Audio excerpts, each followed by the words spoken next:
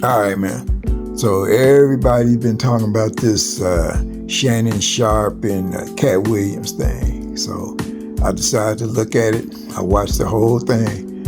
I didn't realize that month was like an hour and a half, man. That was a long time to be listening to some other people talk. Anyway, I can't verify or deny anything that I heard on there.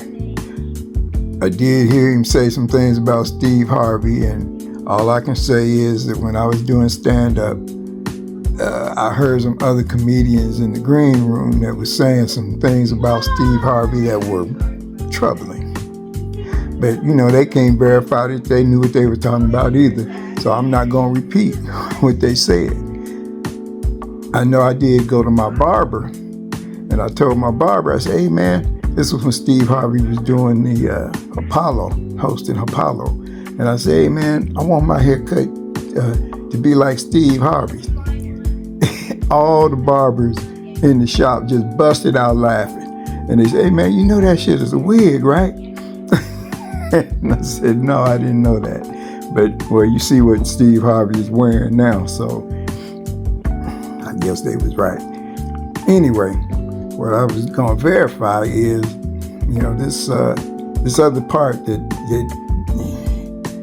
this part I can kind of verify. This thing about the Anheuser-Busch award or whatever it was.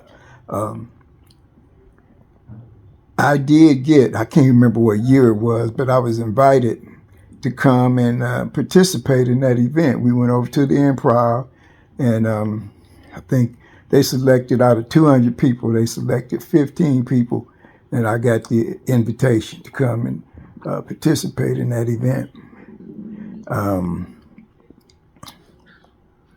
Katt Williams kicked my ass. I was terrible that night. I was stinking up the joint. And after the show, Katt came over and said, hey, man, that shit happens to anybody, man. Happened to everybody. So, but what you can do if you want to, you can come over and do my room, which Katt had a comedy room that he was running, hosting down at Hollywood Park at the time. And I had some other commitments, so it was a while before I got back to him. And by the time I got back to him, he wasn't doing the room anymore because, I guess he did the Cedric thing and took off, and, rest is history. Anyway, we did work together because I was a network administrator at the studio when he was doing Tracy Morgan's show. And like any other corporation, we had to do sexual harassment training. So we was in there doing the training. It was me, it was Katt Williams, it was Tracy Morgan, John Witherspoon, Heavy D, and I guess Tamala Jones. So they had us in there listening to the whole sexual harassment training, and that's that. Okay, so this is a segment from the Club Shay Shay interview with Katt Williams, where they're talking about the award that Katt won from Cedric the Entertainer as a result of the competition that I participated in with Katt Williams. Here we go. You end up, you come down, you're in LA. Yeah. Now, I'm reading Katt Williams won Cedric the Entertainer's Anheuser-Busch Best Los Angeles Comic Award.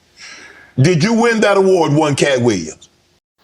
Okay, so this is a copy of the invitation to that competition, just to verify that it did exist and it did happen. It's a simple yes or no. It's not a rhetorical question.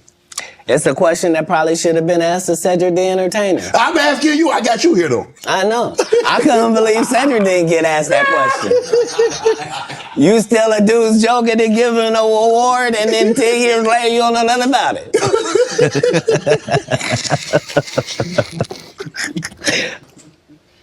I know we're joking. We're having a great conversation. But you did win the award. How did the award help your career?